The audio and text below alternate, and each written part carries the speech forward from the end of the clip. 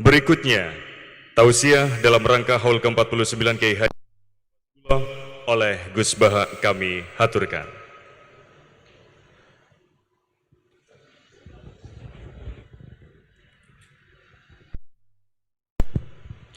Assalamualaikum warahmatullahi wabarakatuh.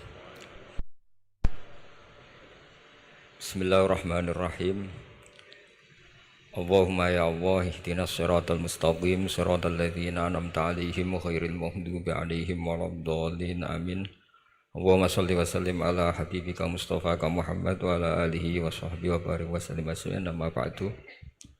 Yang sangat saya hormati Mustasyar PBNU sekaligus Wakil Presiden Profesor Dr. Ma'ruf Amin, yang saya hormati Rais Am PBNU, Rais Am NU Kiai Haji Miftahul Akhyar, Ketua Tanfid PBNU yang juga masih pernah mbah sama saya, Kiai Haji Said Akil, yang saya tadi senang sekali marahnya, senang sekali girohnya, karena itu memang khas keluarga kami. Jadi kalau nggak kesampaian marah itu bagus. Jadi di antara sifatnya para nabi itu wayakhdhufulillah, kalau agama nggak dapat apa tadi jatah ya, nggak tahu saya maknanya itu. Jadi wayakhdhufulillah wa yardoliridho. Semua yang saya hormati, ini ada Ibu Menteri Ibu Ida Fauzia, ada Gubernur Jatim Ibu Khofifah, yang sangat saya hormati keluarga besar Mbah Wahab Hasbullah.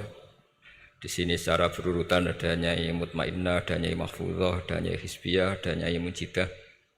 Yang sangat saya hormati Kiai Haji Hasib, Kiai Haji Rokib, semua yang saya hormati para santri, para alumni. Alhamdulillah tadi acaranya banyak sekali, jadi saya nanti ngaji insya Allah 15 menit. Karena menurut saya solusi bangsa ini itu mudah sekali kalau mau niru Mbah Wahab. Saya kemarin ditilii Gus Hasib,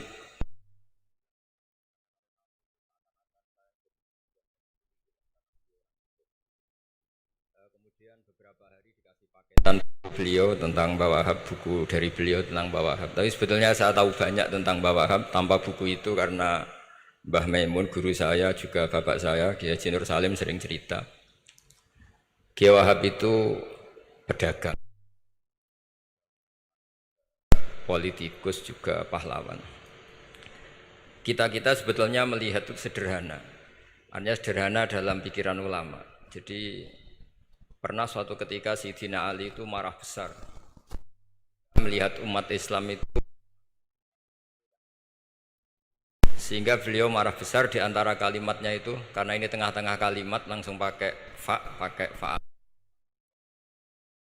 Adalah nanti terserah santri-santri yang ngikrab. Fakubhan lakum hina sirtum gharadun yurma. Jadi umat ini akan buruk sekali ketika posisinya itu objek di sasaran tembak pihak lain. Ketika misalnya haji itu bagus prospek, nanti ujung-ujungnya yang bikin sajadah kadang orang sana, mau biang kubu sebelah, nanti sensitif secara politik. Nanti ketika umat Islam punya kebutuhan pakaian ihram besar, juga yang produk kadang orang lain. Begitu seterusnya, sehingga setiap kebutuhan kita pun yang produk itu orang lain. Sehingga Mbah Wahab berpikiran sampai impor mori, pas itu kain putih. Begitu juga traveling, ketika umat Islam butuh mudah pergi ke Mekah untuk haji dan umroh, juga bironya itu kadang orang lain. Zaman itu Hindia Belanda, sehingga beliau dulu sudah mendirikan semacam biro haji. Itu semua adalah madhab, di antara madhab Sayyidina Ali ketika beliau mengatakan fakubhan lakum hina sirtum gharadun yurma. Buruk sekali kamu di mana-mana ini jadi objek. Misalnya kira-kira gini lah, kalau kholnya Mbah Wahab itu ada 10.000 santri dan semuanya karena keluarga kiai itu dermawan, sama Bu Mujidah dikasih makan semua. Nanti cateringnya yang menyediakan orang lain, kita tidak punya kecakapan produksi itu atau melayani itu. Sehingga perdagangan Mbah Wahab dalam tradisi keulamaan itu dimaknani sebagai supaya kita ini jadi aktor, baik di perdagangan, di politik, maupun dalam solusi urusan-urusan publik.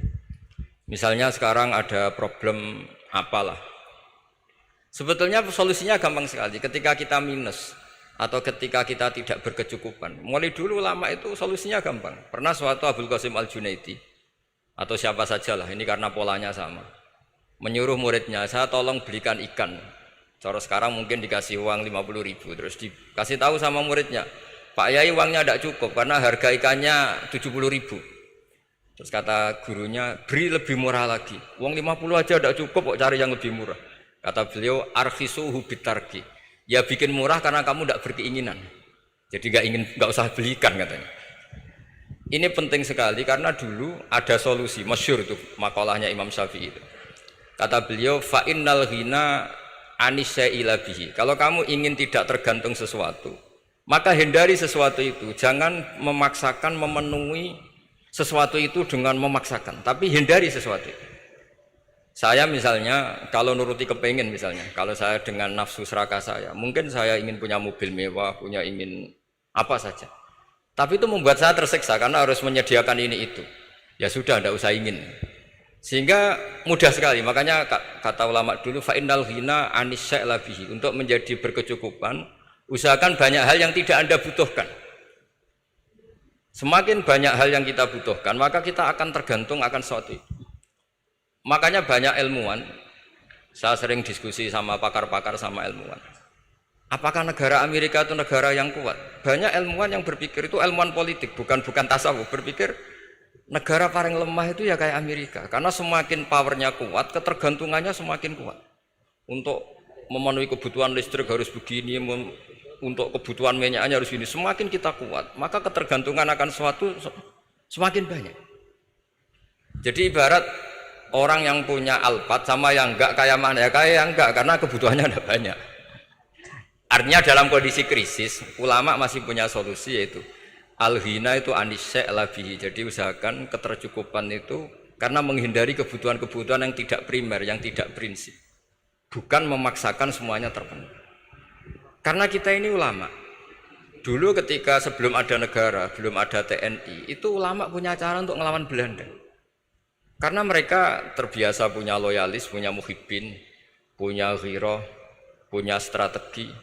Sehingga Belanda itu kesulitan ngadu ulama. Apalagi mereka terus ke Mekah, ketemu komunitas internasional yang semuanya berfatwa bahwa penjajahan harus dilawan. Itu luar biasa. Belum ada negara, enggak ditopang negara, kemudian tetap bisa melakukan perlawanan. Coba kalau dulu ngelawan nunggu, wah saya mau ngelawan penjajah kalau saya diangkat jadi TNI, saya mau ngelawan kalau saya punya otoritas yang disahkan negara, itu ribet. Negara ini saya tidak akan ngaji lama-lama, tapi saya akan cerita khas Mbah Wahab sesuai riwayat yang saya dapatkan dari guru-guru kami, bahwa beliau tadi seperti yang dikatakan Pak Said, membina dan menyebarkan NU kemana-mana tanpa uang proposal. Nggak kebayang saat itu proposal kepada siapa, negara sendiri masih susah. Lalu mau diajukan kemana? Terus yang mau tanda tangan itu ya siapa? Jadi yang saya tahu tadi, yang penting kita niru sesuai yang diidam-idamkan tadi Sayyidina Ali. Jangan sampai kalian itu menjadi gharadun yurma. Ada apa saja orang lain yang memikirkan labanya, kita yang jadi objek. Sehingga zaman itu kita terima kasih semua sama Mbah Hashim, sama Mbah Wahab. Karena ini zuriyatam ba'duha min ba'd. Kita tahu Mbah Wahab putra Mbah Hasbullah, punya ibu Nyai Fatimah, terus sampai Mbah Abdus Salam ya. Kemudian Mbah Hashim punya ibu Halimah, punya abah lagi siapa setelah Halimah itu Lainah ya. Nah, terus Mbah Abdus Salam, jadi ini zuriyatam ba'duha min ba'd. Kalau dalam tulisan itu sampai Mbah Abdul Jabbar bin Ahmad bin Mbah Sambu. Memang Mbah Sambu punya beberapa saudara, diantaranya ada yang namanya Mbah Yusuf, itu yang melahirkan keluarganya Mbah Ahmad Siddiq Jember, Mbah Siddiq Jember. Ada yang Abdul Halim yang melahirkan keluarga Lasem, termasuk saya itu lewat jalur Mbah Abdul Halim. Jadi zuriyatam ba'duha min ba'd. Dulu semua orang zaman Rasulullah SAW itu dilatih jadi aktor, jadi subjek. Sehingga orang yang miskin pun ketika perang Tabuk, perang Dzatil Usrah, itu semua menyumbang. Ada yang menyumbang emas yang enggak terkira, yaitu Sayyidina Utsman. Ada yang cerita, ya Rasulullah saya tadi malam buruh dan punya beras hanya 2 kilo, yang 1 kilo saya sumbangkan jenengan, yang 1 kilo saya pakai untuk keluarga kami. Sekarang logikanya sederhana. Kalau orang miskin 3.000, pas itu anggap saja pasukannya misalnya 3.000. 3.000 nyumbang beras 1 kilo, itu artinya terdapat 3.000 kilo beras. Artinya apa? Orang Islam yang miskin membiayai dirinya sendiri untuk makan. Dan mereka adalah aktor heroik. Tapi kalau misalnya ini orang-orang miskin ini tidak mau urun rembuk, kemudian menjadi beban negara, maka yang harusnya dipakai senjata, dipakai beli sembako. Dulu zaman Nabi meskipun orang itu miskin itu semuanya bersifat heroik. Sehingga perang Dzatul Usra itu perang paling dikenang Al-Quran. Nah, efek dari ingin memberi adalah tidak tamak. Makanya kalau dalam kitab tasawuf itu orang kikir itu gak dikritik. Yang dikritik orang tomak. Karena orang menvonis orang lain kikir itu pasti karena berkeinginan mendapat. Kalau tidak berkeinginan mendapat, maka orang lain tidak akan kamu vonis sebagai kikir. Andai kan kita semua ingin memberi sumbangan kepada Indonesia, maka kita tidak akan menvonis pemerintahan kita tidak becus ngurmat kita. Meskipun pemerintah tentu berkewajiban ngurmat orang-orang miskin itu tentu. Tapi andai kan semua orang miskin berpikir ingin menyumbang pemerintah, maka tidak akan menyalahkan pemerintah ketika faktanya nanti suatu saat atau kapan saja, semoga ini tidak terjadi, itu tidak mampu menyumbang. Karena masyarakat kepikirannya memberi, bukan mendapat. Ini solusi-solusi yang diajarkan Rasulullah SAW yang disebut al-yadul ulya khairum minal yadis sufla. Jadi bahwa posisi memberi jauh lebih baik ketimbang posisi menerima. Sehingga ketika Allah mensifati orang baik itu siapa? Allah mensifatinya sederhana. Wa mimma razaqnahum yunfikun. Orang yang kepinginannya itu yang memberi. Itu dulu zaman Nabi pas perang Khandaq, pas perang Tabuk, pas beberapa perang. Itu orang yang paling miskin pun turun. Sampai orang-orang munafik mencibir, innallaha ta'ala la ghaniyun an shadaqati hadza. Allah tidak butuh sedekah hanya 1 kilo. Tapi coba efeknya dari sedekah 1 kilo itu tadi, misalnya orang miskin yang perang 3.000, itu semuanya memakan uangnya sendiri setidaknya enggak jadi beban negara. Terus mentalnya itu patriotik. Dari mental patriotik itu ketemu Belanda kayak apa, mereka bisa makan apa saja. Mulai ares gedang, mulai apa saja, yang penting halal. Karena mentalnya dari awal heroik. Tapi andikan mereka mentalnya tomak, mungkin sudah mati. Karena, wah nunggu negara ngasih makan, proposal dulu, sedang mati. Tapi orang dulu enggak, karena heroik, inginnya memberi sehingga bisa mendapatkan solusinya sendiri. Ini solusi yang saya tawarkan sebetulnya ini mudawwan, artinya mudawwan itu ada di beberapa kitab, lihat di beberapa tafsir istilah perang Dzatul Usra, perang Tabuk atau perang apa saja itu memang zaman itu susah sekali. Itu menjadi solusi utama adalah setiap orang ingin bermental patriotik. Nah, kalau sudah orang bermental patriotik itu gampang, ukur apa saja itu gampang. Karena tadi dari 3.000 atau 1.000 atau apa saja pasukan sampai ada yang urun tadi beras 1 kilo. Tapi 1 kilo itu menjadi satu watak, satu karakter bahwa bangsa ini inginnya memberi sama negara. Sehingga negara ini mudah merdeka. Coba kalau semua orang miskin zaman itu bermental ingin mendapat, ribut proposal, nyalahkan ini, enggak didata miskin tersinggung, kan capek. Jadi ini memang zaman akhir ya, agak aneh, orang enggak didata miskin itu tersinggung. Kalau besanan nyari yang kaya, tapi kalau ada sumbangan nyari sebagai yang miskin. Jadi kalau tanya solusi khas ulama, kita belajar dari perang Dzatul Usra. Itu orang yang miskin semuanya urun. Nah, barokahnya urun itu kemudian mereka bermental patriotik. Barokahnya patriotik, yang kaya, yang miskin, yang pinter semuanya berkontribusi untuk menyumbang negara. Akhirnya negara ini bisa merdeka sebelum terbentuk TNI, sebelum terbentuk Polri. Karena tadi keinginan memberi, keinginan patriotik. Sehingga cerita buyut-buyut saya ketika Belanda atau apa Jepang itu yang dicari di geladak saya itu ya kitab. Karena kitab ini dianggap sumber inspirasi mereka melawan Belanda. Dulu kita tahu masyarakat kita itu kalau ngerti Belanda itu dipanggil Doro, wis penjajah jadi diundang Doro. Itu kan terlalu dulu. Sehingga orang Arab itu kadang agak dengan tanda kutip mencibir kita kalau bahasakan negara jajahan itu mustakmarin. Negara yang perlu rame karena cara berpikir masih terbelakang. Wong penjajah kok dipanggil Doro. Terus ketika beberapa kiai melihat Belanda baik karena di alun-alun dikasih masjid gini-gini sudah tidak berontak karena anggap Hindia Belanda itu baik. Baru ketika era beberapa ulama, ada Mbah Hashim, ada Mbah Hasbuh, tadi kata beliau Dwi Tunggal tadi. Terus ada fatwa resolusi jihad. Sehingga mereka baru sadar bahwa Belanda itu ancaman. Kayak apa pentingnya ilmu, kayak apa pentingnya fikih. Karena di fikih jelas, jihad untuk melawan penjajah itu fardu kifayah. Tapi jika musuh kadung ada di kita, maka itu fardu ain. Tidak lagi ada prasyarat harus lelaki, harus merdeka, enggak, perempuan pun harus terlibat. Jika kita punya pahlawan kayak Cut Nyadin, beberapa daerah Kartini, itu ada di khazanah kitab-kitab fikih kita.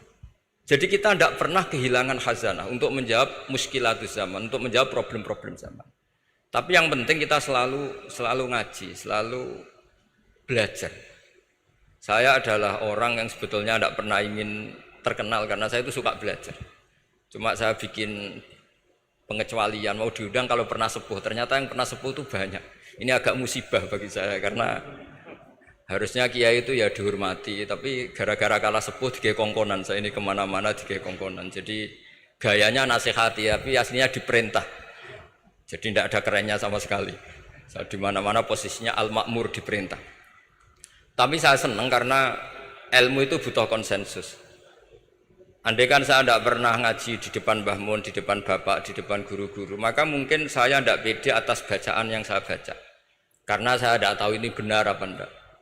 Jika masyhur dalam guyonan santri, ada orang tidak baca-baca kitab, cari kamus sampai mati tidak ketemu, karena dia bacanya lam tardiman.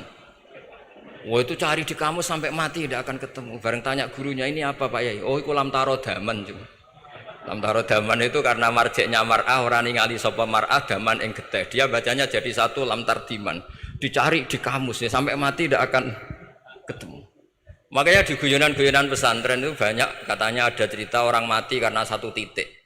Jadi gurunya baca habbatun sauda dawaun min kulli da. Jadi dia kitabnya kelebihan apa? Titik. Jadi kelebihan titik dia bacanya itu hayatun sauda dawaun min kulli da. Nyari ular hitam, kobra, dipatuk mati, padahal sesuai resep kitabnya, karena kitabnya dia kelebihan titik hayatun sauda, artinya maknanya ular hitam, sementara tagnya mestinya habbatun sauda. Jadi kenaifan-kenaifan begini itu harus kita dandani, karena yang bisa, kata Pak Said tadi, yang bisa itu kita cari kebenaran dari mana. Kita itu ya pokoknya ulama lah, tidak harus NU, tidak harus Muhammadiyah, pokoknya ulama yang wasatiyah. Itu nanti terus gimana yang wasatiyah itu kayak apa, tapi jelas ulama. Karena dulu zaman, kalau kita fair secara sejarah, dulu ya Mbah Wahab ya dekat Mas Mansur, dulu Mbah Hashim ngaji sama Mbah Ahmad Dahlan, sama-sama di Mbah Soleh Darat, ketika di Mekah ya sama-sama ngaji di Syekh Khotim Minangkabau. Jadi kalau era beliau itu ya memang dulu perbedaan itu nggak ada masalah, karena perbedaan itu bawaan visi ya. Saya belajar usul fikih di antara yang diceritakan di buku-buku Mbah Wahab, beliau itu ahli usul fikih. Sementara Ki Bisri itu suka fikih mateng. Sehingga memang ada perbedaan antara fikih mateng dan usul fikih. Saya beri satu contoh. Ini guyonan tapi nanti di usul fikih nanti kelihatan. Di usul fikih itu ada ilmu namanya tangkihul manat. Ketika Nabi sama-sama menyebut sesuatu, sebetulnya ada benang merah di situ, tidak sama persis. Misalnya begini. Ja'a a'rabiyun ila Rasulillah sallallahu alaihi wasallam. Faqala ya Rasulullah ahlaktu. Wa ma ahlaka qal waqatu imraati fi nahari Ramadan. Ya Rasulullah, saya ini orang yang rusak karena saya berhubungan intim dengan istri saya di ketika Ramadan. Terus Nabi ngendikan, ya sudah kamu harus merdekakan budak, saya tidak punya ya Rasulullah. Ya sudah kamu puasa 2 bulan berturut-turut. Kata beliau, puasa baru sehari saja kecelakaan apalagi 2 bulan. Karena kamu orang Arab lah, orang Arab itu. Jadi cerita ini di Arab tadi. Terus ya sudah kamu sedekah sama 60 orang miskin. Saya ini orang paling miskin. Susah kan menghadapi orang miskin seperti ini itu. Nah, pertanyaannya secara usul fikih, menurut mazhab Syafi'i, sanksi berat itu hanya untuk yang berhubungan suami istri. Sehingga kalau membatalkannya pakai rokok, pakai minum, pakai makan, tidak kena sanksi seberat itu. Masuk akal kan, karena memang hubungan suami istri dalam banyak hal, misalnya haji itu ifsad, yang benar-benar ifsad, bisa merusak haji secara total. Tapi menurut Imam Malik, pikiran Imam Syafi'i itu dianggap aneh. Loh, ini hubungan suami istri itu statusnya mubah, sesuatu yang boleh. Maka semua hal yang boleh tapi merusak kehormatan Ramadan, maka ketentuannya sama. Yaitu misalnya nggak sakit, nggak apa, pagi-pagi nyate. Wah itu kan melecehkan Ramadan, enggak sakit enggak apa kok pagi-pagi nyate. Perlu dicatat karena hubungan suami istri itu sesuatu yang boleh. Berarti kalau yang boleh merusak Ramadan hukumannya berat, makan yang statusnya boleh juga hukumannya berat. Itu dulu bapak saya ketika bikin analogi itu mau cerita sederhana gini. Hak dhisik ono santri ya goblok. Kandhanane angel. Istrinya lapor ke kiainya. Pak Yai, santri jenengan kalau sama istri sering mukul. Mukul itu nabok pakai tangan. Santrinya dipanggil kan alumni. Kamu jangan sering mukul istri kamu gini-gini. Iya Pak Yai, njih. Suatu saat 2 minggu istrinya lapor lagi. Sekarang tidak nabok Pak Yai, nyaduk. Karena yang dilarang hanya nabok. Dipanggil kiai, lo kamu katanya masih sering nyaduk istri kamu. Yang dilarang kan mukul, sekarang nyaduk. Kapan-kapan meludahi. Nah, artinya di usul fikih dijelaskan bahwa makna haramnya naboi adalah hurmatul idza. Haramnya menyakiti. Maka nyaduk sama, meludahi sama, menerlantarkan sama. Itu dulu bahwa ahlinya bikin usul fikih seperti itu. Sehingga misalnya amar ma'ruf nahi mungkar ketika beliau ditanya, apakah perlu ikut kabinet gotong royong? Tapi di situ banyak kelompok yang mungkin tidak cocok. Pikirannya kayak harus ikut, justru ikut benahi dari dalam. Meskipun dari ikut itu bahwa Wahab nyun sewu yang ngalami fitnah yang macam-macam dituduh karena zaman itu nasakom. Tapi itu beliau santai saja. Tapi zaman itu memang itu sah karena zaman itu belum dibubarkan. Jadi yang dialami Wahab ini luar biasa. Semuanya harus jadi pelajaran bagi kita. Makanya jangan pernah meninggalkan ilmu yang bernama usul fikih. Karena fikih yang mateng itu cara basa Jawa ini akan kehilangan stok teks.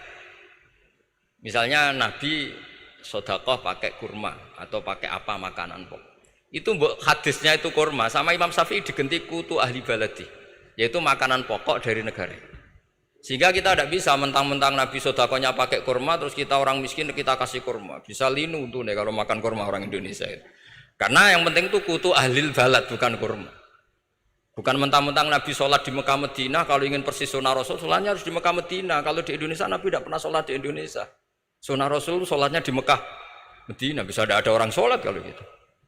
Jadi ada ilmu yang namanya tangkihul manat. Yang harus ditiru itu sisi mananya.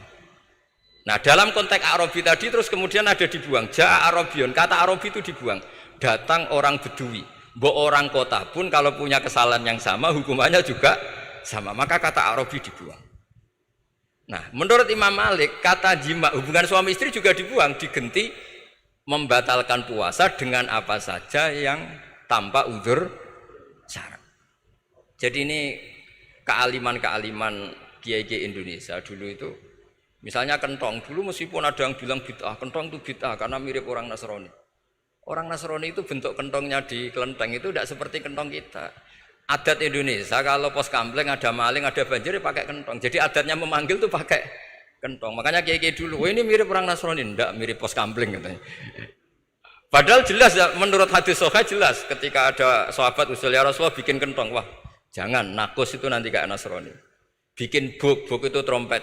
Jangan nanti mirip orang Yahudi. Ya dengan api ya Rasulullah. Jangan nanti mirip Majusi. Datang sahabat tergesa-gesa.